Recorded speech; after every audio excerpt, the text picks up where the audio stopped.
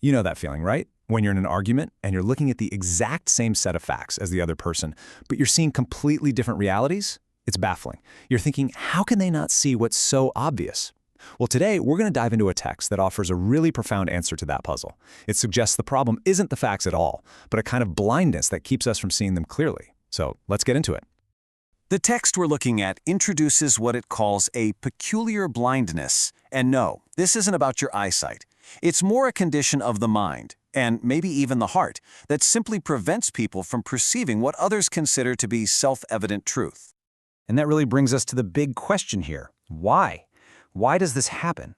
Is it about intelligence? Is it about having the right evidence? Or is there something deeper going on? Some kind of hidden mechanism that actually controls what we're even capable of seeing in the first place? Okay, so the text hits us with this quote. At first glance, you're probably thinking, wait a minute, that's just a circle. It sounds like a classic catch-22, right? If you need to listen in order to understand, but you need to understand in order to listen, then how on earth does anyone ever break in? Is this just a dead-end paradox, or is it describing something much, much deeper?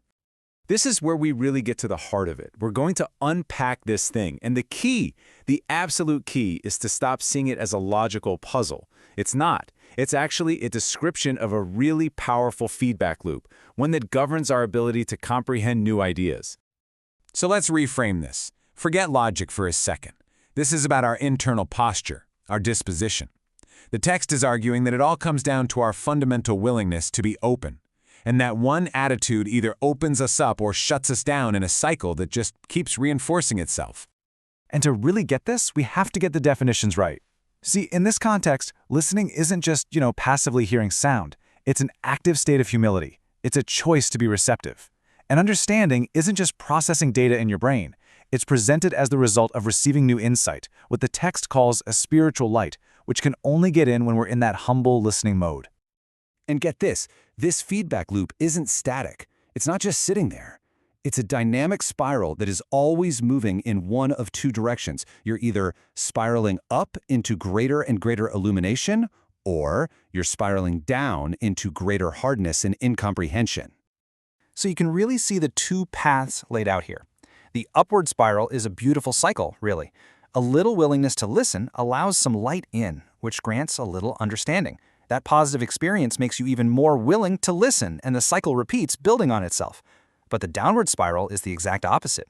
A refusal to listen blocks the light. That prevents understanding, which then just confirms your original belief that, see, I knew there was nothing worth listening to anyway. It's a trap. And this is where a quote like, "He that hath ears to hear, let him hear," really clicks into place. The text uses this to make a crucial point, that hearing, in this context, is a special capacity. It's not a given. It's a moral and spiritual act, a faculty that has to be cultivated. It's way more than just the physical ability to hear sound.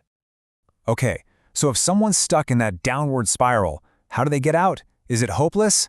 Well, according to the source, no. It proposes there is a divine order, a correct sequence of events that unlocks the whole process. And getting this order right, that's the whole key. So here is the absolute crux of it. It's this complete inversion of the process. The humble approach is to listen first, with the trust that understanding will follow. But the proud approach, it flips that completely on its head. It demands proof and full understanding up front before it will even grant a hearing. It says, "Convince me, and then I'll listen." So the correct order, the way out of the spiral, always starts with humility, just admitting you might not know everything. That humility then enables true listening, which is an active, seeking posture. And only after those two steps can genuine understanding, the reception of light, that moment it clicks, actually happen. And this brings us to the final and honestly, probably the most important conclusion of the text. What is the single biggest obstacle that locks people into that downward spiral and prevents them from ever truly seeing? It's the blindness of certainty. Now, let's be really clear what this means. The problem isn't being smart or educated. The problem is what the text calls intellectual self-sufficiency. It's the belief that your own mind, your own reason, is the highest possible authority, the ultimate judge of all reality. This ancient scriptural verse quoted in the source just nails the idea perfectly. Again, the warning isn't against being learned. It's the danger that comes when that learning leads to a kind of wisdom that refuses to listen to any counsel beyond itself.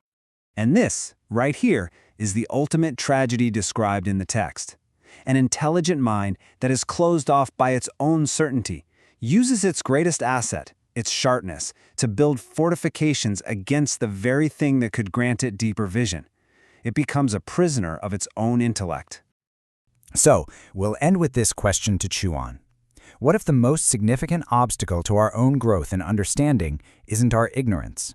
What if it's not the gaps in our knowledge, but the areas where we are absolutely, unshakably certain that we already have the final answer?